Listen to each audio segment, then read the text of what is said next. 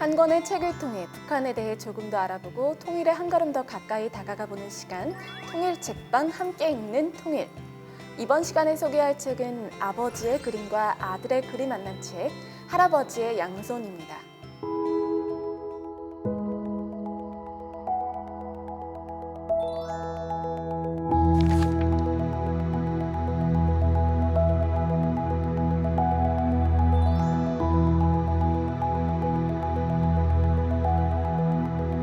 이 책의 글을 쓰신 저자이자 윤중식 화백님의 아들인 윤대경 선생님을 모시고 이야기 나눠보도록 하겠습니다. 어서 오세요. 네, 안녕하세요.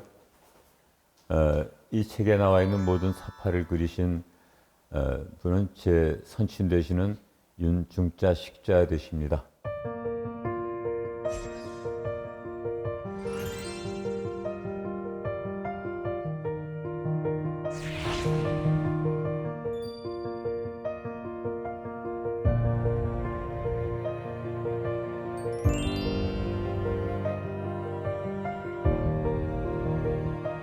네, 저도 이 책을 읽으면서 정말 놀라웠던 게 책 속 그림들이었어요. 그동안 이 전쟁과 관련한 사진 자료는 많이 봤지만 이 피란길의 생생한 현장을 그린 스케치는 제가 이 책에서 처음 봤거든요. 네, 맞습니다. 지금부터 6.25 발생됐던 70주년 3년 전에 국립현대미술관에서 낯선 전쟁이라는 제목으로 6.25 전쟁의 참상을 자료들을 전부 모아서 전시를 하려고 그 많은 학예사분들이 여기저기 전 세계를 뒤졌습니다.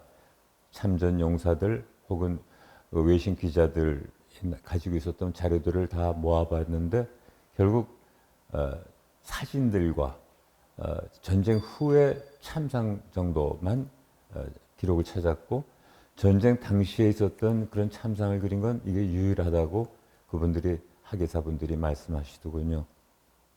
이렇게 귀한 그림들이 세상에 공개되지 않다가 방금 말씀하신 2020년 6.25 기획전 낯선 전쟁을 통해 이 세상에 알려지게 됐고 또 이 책으로도 이렇게 발간이 된 거잖아요. 이 책을 내신 이유가 있으실 것 같아요. 예. 그 당시 그림들을 보고 많은 분들이 감동을 받았다고 합니다.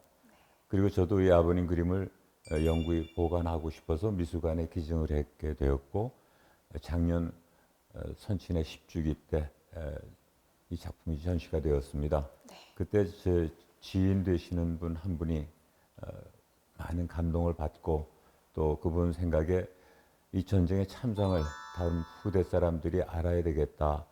그런데 그 젊은 세대에 알려주기 위해서 아동용 구호체로 이 책을 만드는 게 어떻겠느냐 해서 저희 기꺼이 이 책을 발행하게 되었습니다. 전 세대에 와닿는 그런 책이 완성된 것 같아요. 전쟁의 참혹한 그 참상이 그림으로도 잘 표현됐지만 선생님께서 남기신 글로도 생생하게 잘 표현된 것 같아요. 아유, 감사합니다. 네, 집필 과정은 어떠셨나요?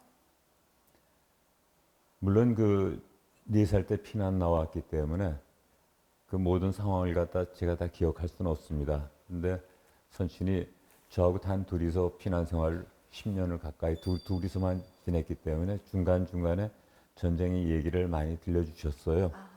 그리고 선친의 그 남긴 자료들을 보면서 머릿속에 모든 기억을 끄집어내었죠. 그래가지고 이 책을 쓰게 되었답니다. 갑자기 궁금해지는 건 윤중식 화백님께서 선생님께 어떤 아버지셨는지 정말 궁금해지고 또 어떤 화가이셨는지 궁금해집니다. 제 선친은 저를 살려주신 분이죠. 그 피난길에 제 손을 잡고 부산까지 그 먼 길을 피난 겨울바닥을 걸어 내려와셨고 그리고 저를 이렇게 키워주신 분이고 또 선친은 참 강직하신 분입니다.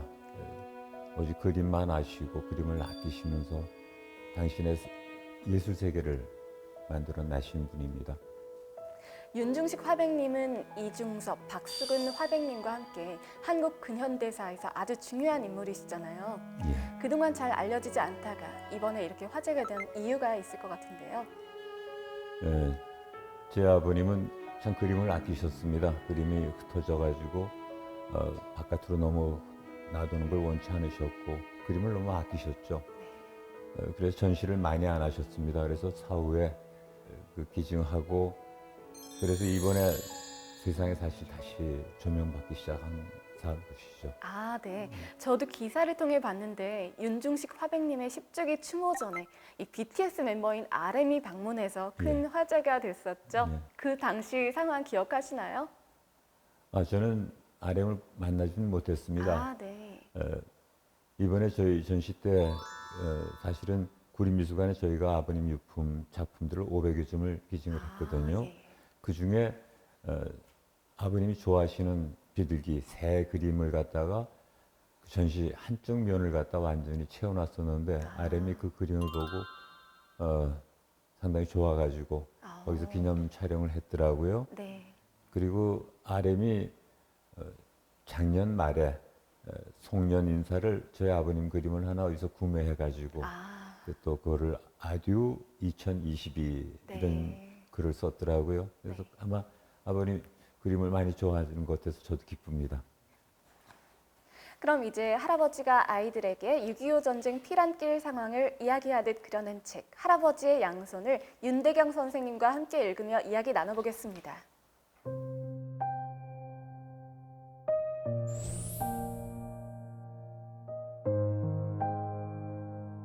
책 첫 장에 나오는 그림입니다. 피란민의 행렬 속에 이 윤대겸 선생님의 가족으로 보이는 가족이 있는데요. 이 당시 상황이 기억나시나요? 피난길을 갔다가 걸어온 그 당시 나이가 제 4살입니다. 4살 나이에 기억할 수 있는 거 그렇게 썩 많지는 않고 단지 많이 배고팠었던 것 그런 일들만 기억나죠. 그리고 이 가족들 모습이 있지 않습니까? 네. 앞만 보고 가고 있고 뒤쪽에는 지금 시내가 호경 맞아서 불타고 있는 그 상태에서 예. 모든 걸 다 버리고 남으로 가는 사람들 네. 그 모습을 참 처연하게 잘 그렸습니다. 많은 사파 중에서 유일하게 요게 좀 세밀하게 아버님 작품 그린 작품 중이라고 하나 그린 작품이죠. 고단한 표정이 그림을 뚫고 나올 정도로 생생하게 그려져 있는 것 같습니다. 피란 행렬을 따르는 것만으로도 힘드셨을 텐데 이 당시 상황을 스케치하신 이유가 있으실 것 같아요. 아버님 사파에 이런 말을 썼어요. 모든 걸 단념하고 나무로 먹지도 못하고 자지도 제대로 못하면서 걷는다 하고 그 사파 뒷면에다가 글을 써놓으셨는데 그 당시 이 피난 나갈 수밖에 없었던 상황은 선친이 해방된 다음부터 전쟁 날 때까지 5년간을 공산 치하에서 살게 됐습니다.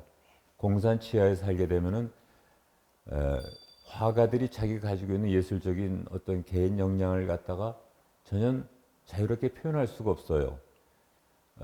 오직 화가들은 너는 이런 과업을 이행을 해야지 된다. 너는 수령님의 얼굴을 그리는 과업을 가져라. 너는 혁명전사의 모습을 그리는 과업을 가져라. 그렇지만 제선치는 자유를 원하시는 분이기 때문에 도저히 이걸 참을 수가 없었죠. 그렇기 때문에 모든 걸 포기하고 그리고 보따리 하나 들고 식구들 같이 남으로 내려오게 됐던 겁니다. 아, 네, 그러셨군요.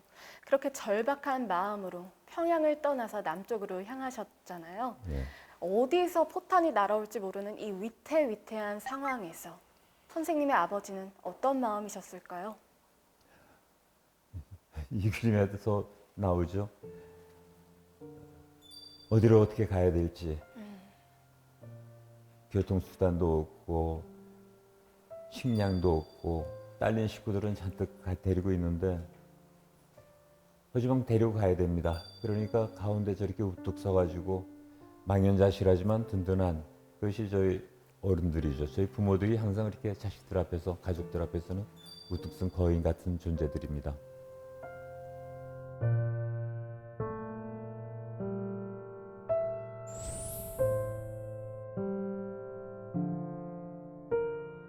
제가 이 책을 읽으면서 가장 가슴 아팠던 구절이 있어요. 이 전쟁의 아픔 중에 가장 쓰라린 것은 가족들의 죽음입니다. 이런 말이었는데요. 아이를 잃은 가족들의 모습을 그린 그림에 남기신 글이죠. 예.